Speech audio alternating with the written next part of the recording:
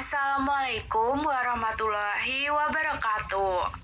Kami dari kelompok 6 yang beranggotakan Putri Ayu Lestari, Diantika Fitriani Sri Rahayu, Umi Imrotul Hasanah, Latifah Istiqomah, Riki Oktavian Perdana Putra, dan Raiga Maulana Atmana. Kami akan mempresentasikan materi terkait dengan statistika ekonomi, yaitu sampling dan distribusi sampling. Nah, yang pertama adalah pengertian. Apa sih yang dimaksud dengan sampel itu? Sampel adalah bagian dari populasi yang memiliki karakteristik tertentu yang dianggap dapat mewakili karakteristik tertentu dari populasi. Nah, lalu apa sih yang dimaksud dengan populasi? Populasi artinya jumlah semua objek atau individu yang memiliki karakteristik tertentu yang akan diamati atau diteliti. Secara garis besar, yang pertama yaitu sampling random atau acak, dan yang kedua adalah sampling non-random atau tidak acak. Yuk bahas yang pertama yaitu sampling random atau acak. Sampling random adalah teknik pengambilan sampel di mana setiap elemen populasi memiliki peluang yang sama untuk dipilih dan memiliki sifat yang objektif. Nah, sampling random atau acak ini memiliki 4 macam sampling random. Yang pertama yaitu sampling random sederhana atau simple random sampling. Jadi, apa itu sampling random sederhana? Sampling random sederhana adalah bentuk sampling random yang sifatnya sederhana. Tiap sampel berukuran sama dan memiliki sifat yang sama untuk terpilih dari populasi. Sampling random sederhana ini dilakukan apabila yang pertama, populasi yang bersangkutan itu homogen, dan yang kedua, hanya diketahui identitas dari satuan-satuan individu. Ini seperti derajat keseragaman, pembagian dalam golongan-golongan ini tidak diketahui seperti itu. Nah, sampling random sederhana ini dapat dilakukan dengan menggunakan 2 metode, yaitu metode undian dan metode tabel random. Yang pertama, yaitu metode undian. Metode undian adalah prosesnya dilakukan dengan menggunakan pola undian. Jadi seperti memberi kode nomor urut pada semua elemen populasi. Yang kedua adalah metode tabel random. Metode tabel random adalah metode yang prosesnya dilakukan dengan menggunakan tabel bilangan random. Jadi, tabel bilangan random adalah tabel yang dibentuk dari bilangan biasa yang diperoleh secara berturut-turut dengan sebuah proses random serta disusun ke dalam suatu tabel. Baik, yang selanjutnya adalah sampling random yang kedua, yaitu sampling berlapis. Sampling berlapis adalah bentuk sampling random yang populasi atau elemen populasinya dibagi dalam kelompok-kelompok yang disebut strata.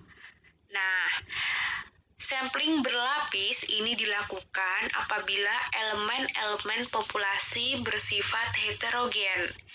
Ada kriteria yang akan dipergunakan sebagai dasar, misalnya variabel yang akan diteliti. Setelah itu ada data pendahuluan dari populasi mengenai kriteria yang akan digunakan untuk stratifikasi dan dapat diketahui dengan tepat jumlah satuan-satuan individu dari setiap stratum dalam populasi. Yang ketiga yaitu sampling sistematis. Sampling sistematis adalah bentuk sampling random yang mengambil elemen-elemen yang akan diselidiki berdasarkan urutan tertentu dari populasi yang telah disusun secara teratur. Yang keempat yaitu sampling kelompok atau sampling cluster. Sampling kelompok adalah bentuk sampling random yang populasinya dibagi menjadi beberapa kelompok atau cluster dengan menggunakan aturan-aturan tertentu seperti batas-batas alam dan administrasi pemerintah. Baik, yang selanjutnya adalah sampling non-random atau sampling tidak acak.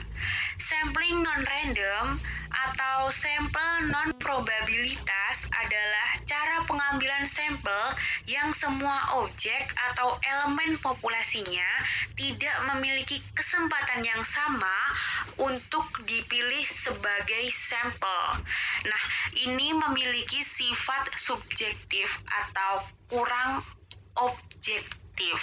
Hal ini disebabkan pada waktu sampel diambil dari populasi, probabilitas tidak diikutsertakan, tetapi berdasarkan aspek pribadi seseorang yang termasuk sampling non-random, antara lain yang pertama, sampling kuota, 2, sampling pertimbangan, dan 3, sampling sederhana atau seadanya. Baik, yang pertama yaitu sampling kuota. Sampling kuota adalah bentuk sampling dan random yang diperincikan terlebih dahulu segala sesuatu yang berhubungan dengan pengambilan sampel. Dengan demikian, petugas hanya mengumpulkan data mengenai sesuatu yang telah dirinci. Akan tetapi, pengambilan unit sampingnya ditentukan oleh si petugasnya. Jadi gini, contohnya ada sebuah kawasan nih dihuni oleh 1000 kakak. Dalam rangka penelitian diperlukan 50 kakak dalam kategori umur dan pendapatan tertentu. Nah, dalam penentuan sampel sebanyak 50 kakak itu, petugas melakukannya hanya atas pertimbangannya sendiri, seperti itu. Yang kedua adalah sampling pertimbangan, yaitu bentuk sampling random yang pengambilan sampelnya ditentukan oleh peneliti berdasarkan pertimbangan atau kebijaksanaannya. Cara sampling pertimbangan ini cocok untuk studi kasus. Contohnya adalah dari penyebaran 100 kuesioner, ternyata yang kembali hanya 30%. Berdasarkan pertimbangan tertentu dari peneliti atau ahli, diputuskan untuk menggunakan 30 kuesioner tersebut sebagai data sampel. Yang ketiga adalah sampling seadanya, yaitu bentuk sampling non-random yang pengambilan sampelnya dilakukan seadanya atau berdasarkan kemudahannya mendapatkan data yang diperlukan. Pada sampling seadanya, tingkat kerepresentatifan sampel tidak perlu diperhatikan. Contohnya, pengambilan sampel mengenai ramalan tentang partai yang akan menjadi pemenang pada pemilu yang akan datang. Pengambilan sampel dilakukan dengan mengumpulkan opini masyarakat. Dalam hal ini adalah orang-orang yang lewat pada suatu jalan.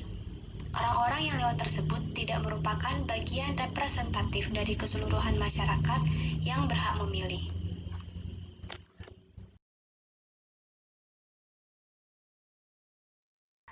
Tahap pengambilan sampel. Yang pertama adalah mengidentifikasi populasi yang akan diamati. Artinya, kita harus mendefinisikan populasi tersebut. Yang kedua adalah menentukan kerangka sampel dan kumpulan semua peristiwa yang mungkin terjadi. Hal ini bertujuan untuk memudahkan kita dalam menganalisis peristiwa tersebut. Yang ketiga adalah menentukan teknik atau metode sampling yang tepat. Artinya, kita harus memilih atau menentukan jenis sampling apa yang paling tepat untuk digunakan. Apakah menggunakan sampling random ataupun non-random. Yang keempat adalah melakukan pengambilan sampel atau pengumpulan data. Hal ini bisa menggunakan metode pengambilan sampel dengan pengembalian atau tanpa pengembalian. Yang kelima adalah melakukan pemeriksaan ulang pada proses sampling. Hal ini bertujuan agar hasil analisis tidak terdapat kesalahan atau kekeliruan. Kemudian menentukan banyaknya sampel. Sampel dengan pengembalian. Pengambilan sampel disebut dengan pengembalian jika anggota yang telah diambil untuk dijadikan sampel disatukan kembali dengan anggota populasi lainnya sehingga masih ada kesempatan untuk dipilih kembali. Jika dari populasi berukuran diambil sampel dengan pengembalian, maka banyaknya sampel yang mungkin diambil adalah seperti yang sudah tertera di dalam PowerPoint, rumusnya adalah N pangkat N.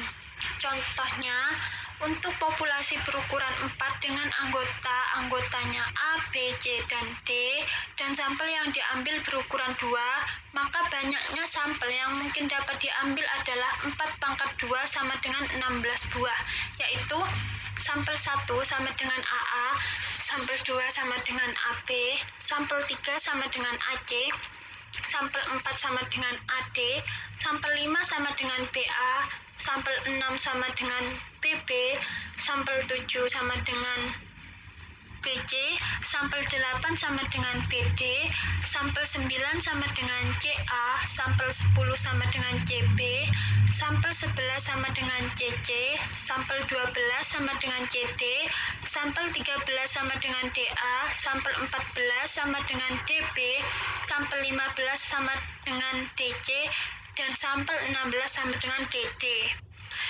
Jadi dapat kita ketahui bahwa sampel 1 sampai sampel 4 itu anggotanya berurutan, mulai dari AA sampai AD, sampel 5 sampai sampel 8 mulai dari BA sampai BD, sedangkan sampel 9 sampai sampel 12 mulai dari CA sampai CD, dan sampel 13 sampai sampel 16 mulai dari DA sampai DD.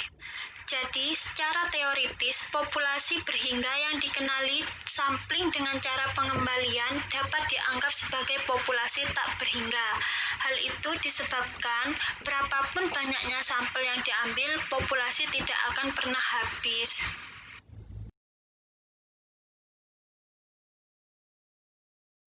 Selanjutnya adalah pengambilan sampel tanpa pengembalian.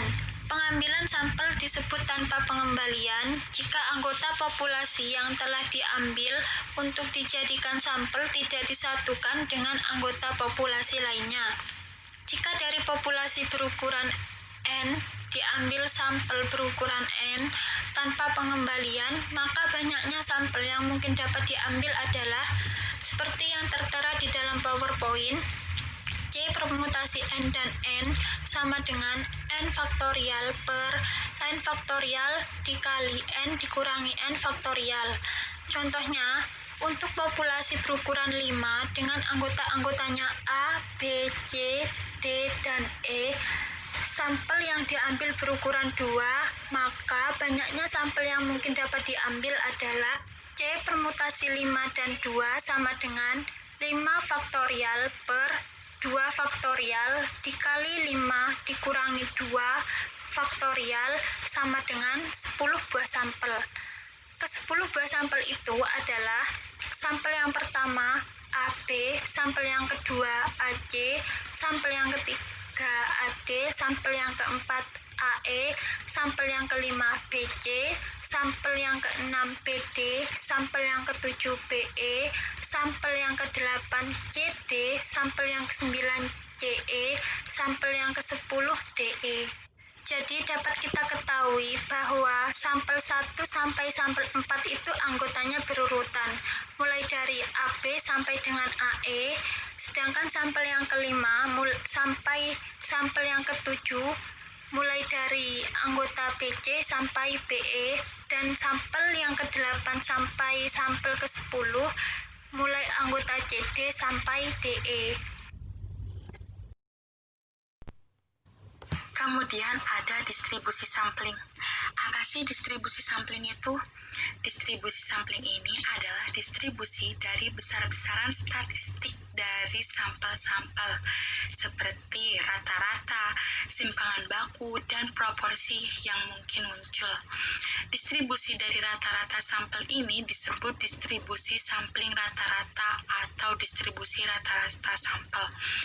Distribusi dari proporsi sampel ini disebut distribusi sampling proporsi atau distribusi proporsi sampel. Contoh, jika besar populasi adalah 3, maka N sama dengan 3. Misalkan A, B, dan C. Kemudian diambil sampel berukuran 2, maka akan diperoleh 3 sampel, yaitu AB, BC, dan AC. Sampelnya tanpa pengembalian.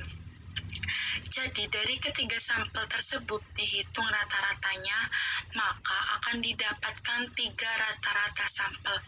3 rata-rata sampel tersebut membentuk suatu distribusi, disebut distribusi sampling rata-rata atau distribusi rata-rata sampel. Demikian pula dengan perhitungan simpangan baku varians, proporsi sampel akan membentuk distribusi simpangan baku, distribusi varians, dan distribusi proporsi. Selanjutnya adalah contoh soal dari distribusi sampling rata-rata, yaitu toko undur-undur memiliki 5 karyawan, yaitu A, B, C, D, dan E.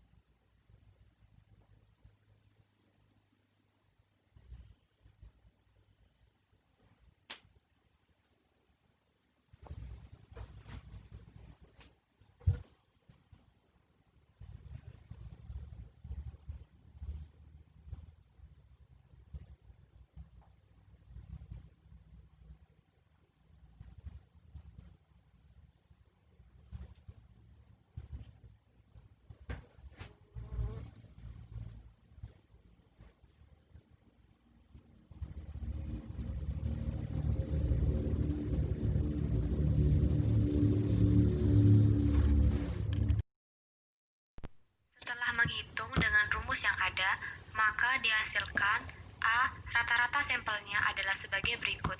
Sampel 1 sama dengan 2,5, sampel 2 sama dengan 2,5, sampel 3 sama dengan 3, sampel 4 sama dengan 3,5, sampel 5 sama dengan 3, sampel 6 sama dengan 3,5, sampel 6 sama dengan 3,5, sampel 7 sama dengan 4, sampel 8 sama dengan 3,5, dan sampel 9 sama dengan 4. Kemudian selanjutnya adalah menentukan rata-rata dari sampelnya, yaitu dengan menggunakan rumus yang ada, kemudian masukkan angka, yaitu 2 ditambah 3 tambah 3, ditambah 4 dan ditambah 5, kemudian dibagi dengan angka 5, dan dihasilkan angka 3,4. Selanjutnya, menghitung simpangan baku dari rata-rata sampel, yaitu sigma dari akar 2 min 3,4 kuadrat ditambah 3 min 3,4 kuadrat ditambah 3 min 3,4 kuadrat ditambah 4 min 3,4 kuadrat ditambah 5 min 3,4 kuadrat, kemudian dibagi 5 sama dengan 1,02. Kemudian langkah selanjutnya adalah memasukkan angka pada rumus di bawah ini dan akan dihasilkan hasil 0,62. Baik, di sini saya akan menjelaskan distribusi sampling proporsi. Proporsi dari populasi dinyatakan dengan P sama dengan X per N dan proporsi untuk sampel dinyatakan dengan P(X per N). Distribusi sampling proporsi adalah distribusi dari proporsi atau persentase yang diperoleh dari semua sampel sama besar yang mungkin dari satu populasi. Distribusi sampling proporsi juga memiliki arti yang penting seperti halnya distribusi sampling rata-rata. Distribusi sampling proporsi dapat digunakan untuk mengetahui persentase atau perbandingan antara dua hal yang berkomplement atau peristiwa binomial, seperti persentase perokok dan bukan perokok, persentase pemilih dan bukan pemilih di suatu pemilu, dan perbandingan antara pemakai dan bukan pemakai hasil produksi tertentu. Selanjutnya, distribusi sampling selisih rata-rata. Distribusi sampling selisih rata-rata adalah distribusi yang statistik sampelnya merupakan selisih rata-rata sampel. Misalkan, dua populasi normal dengan lambang N1 dan N2 memiliki rata-rata masing-masing dengan lambang I1 dan I2 dan simpangan baku masing-masing dengan lambang O1 dan O2. Dari kedua populasi N1 dan N2 tersebut diambil sampel random yaitu N1 dan N2 dengan rata-rata masing-masing dengan lambang X1 dan X2. Lalu dari kedua rata-rata itu dihitung semua bedanya. Dari semua beda rata-rata yang diperoleh akan membentuk suatu distribusi, yaitu distribusi sampling beda rata-rata. Rumus-rumus yang digunakan rata-rata ialah I1 X1 min X2 sama dengan I1 min I2. Untuk rumus standar deviasi yaitu OX1 min OX2 OX1 min X2 sama dengan akar dari O1 kuadrat min N1 plus O2 kuadrat min N2. Dengan catatan, bila O1 kuadrat dan O2 kuadrat tidak diketahui nilainya, tetapi O1 kuadrat tidak sama dengan 0,2 kuadrat. Yang kedua, bila O1 kuadrat dan O2 kuadrat tidak diketahui nilainya dan dianggap O1 kuadrat sama dengan O2 kuadrat. Rumus Z sama dengan X1 min X2 dikurangi IX1 min X2 per OX1 min X2. Selanjutnya, contoh soal. Misalkan rata-rata pendapatan manajer dan karyawan biasa per hari masing-masing adalah 50.000 dengan simpangan baku 15.000 dan 12.000 dengan simpangan baku 1.000. Jika diambil sampel random manajer sebanyak 40 orang dan karyawan biasa sebanyak 105 orang, tentukan A. Beda rata-rata pendapatan sampel. B. Simpangan baku rata-rata pendapatan sampel. C. Probabilitas beda rata-rata pendapatan manajer dan karyawan biasa lebih dari 35.000. Penyelesaian, rata-rata populasinya 50.000, simpangan bakunya 15.000, N1-nya 40, simpangan baku 2-nya 12.000.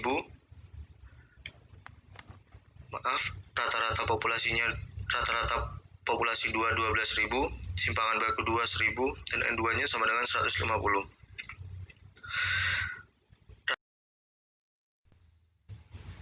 Rata-rata populasi sama dengan X1 min X2 sama dengan 50.000 min 12.000 sama dengan 38.000. Untuk simpangan bakunya X1 min X2 sama dengan akar dari 15.000 kali 2 per 40 plus 1.000 kali 2 per 150.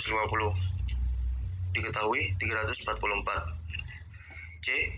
Z sama dengan X1 min X2 min dalam kurung I1 min I2 per OX1 min X2 sama dengan 350.000 dikurangi 35.000 dikurangi 38.000 per 2.373 per 11 diketahui sama dengan min 1,26. P sama dengan X1 min X2 lebih besar dari 35.000 sama dengan P Z lebih besar dari 1,26 sama dengan 0,5 plus 0,3962 sama dengan 0,8962. Distribusi sampling selisih proporsi. Distribusi sampling beda dua proporsi adalah distribusi dari perbedaan dua besaran proporsi yang muncul dari sampel dua populasi. Berikut adalah contoh soal. Sebanyak 35% dari pelamar kerja diterima bekerja di bank unggul. Mereka tahun sebelumnya pernah melamar, tetapi tidak diterima. Sebanyak 30% dari pelamar kerja yang belum pernah melamar di tahun sebelumnya, tahun ini diterima bank tersebut. Apabila diambil sampel random sebanyak 250 pelamar, baik yang belum pernah melamar maupun yang pernah melamar.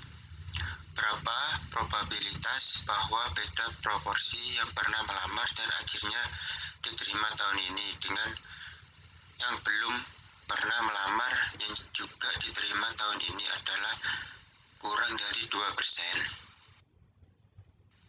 Penyelesaian P1 sama dengan 35% sama dengan 0,35. P2 sama dengan 30% sama dengan 0,3. N1 sama dengan 250. N2 sama dengan 250. P1 minus P2 sama dengan 2% sama dengan 0,02.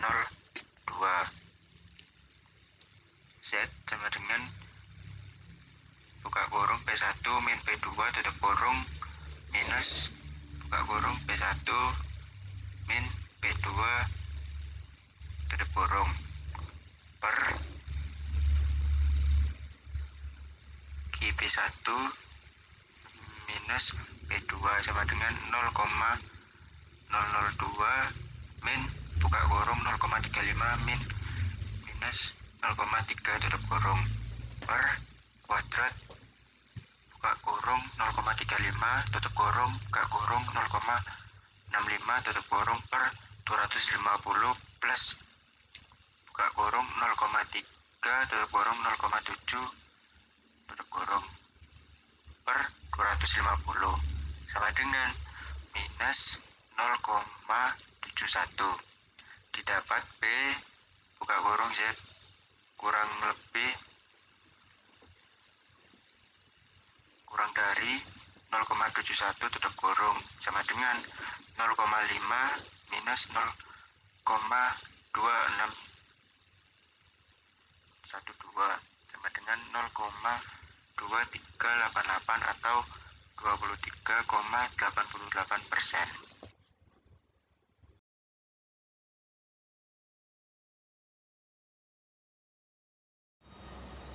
Assalamualaikum warahmatullahi wabarakatuh. Perkenalkan, nama saya Umi Muratul Hasanah dengan NIM 190810201056. Di sini saya akan menjelaskan tentang contoh soal distribusi sampling dan sampling. Yang pertama, sebanyak 35% dari pelamar kerja diterima bekerja di bank unggul. Mereka tahun sebelumnya pernah melamar tetapi tidak diterima. Sebanyak 30% dari pelamar kerja yang belum pernah melamar di tahun sebelumnya, tahun ini diterima di bank tersebut.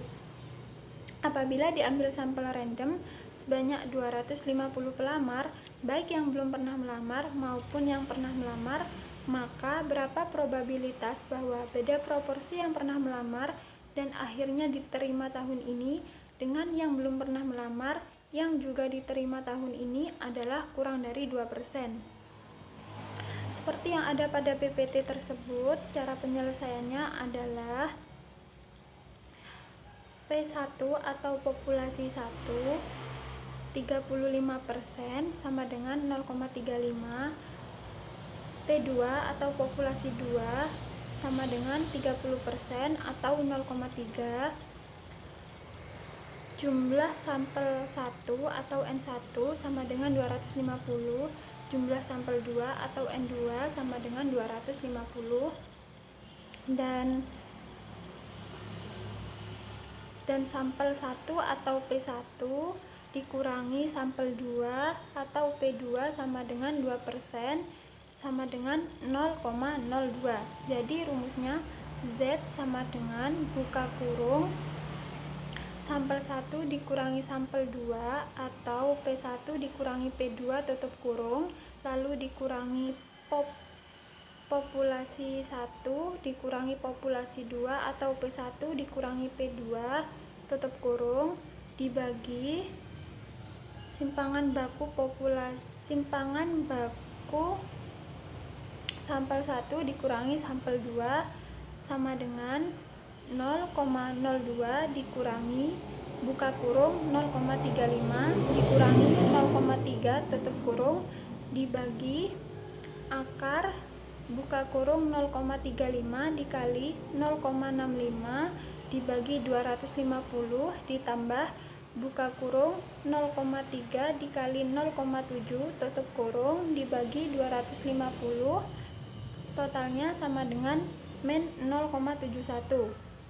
Jadi rumus akhir P buka kurung Z kurang dari min 0,71 tutup kurung sama dengan P buka kurung Z kurang dari 0,71 tutup kurung sama dengan 0,5 dikurangi 0,2612. Jadi hasil akhir sama dengan 0,2388 atau 23,88%.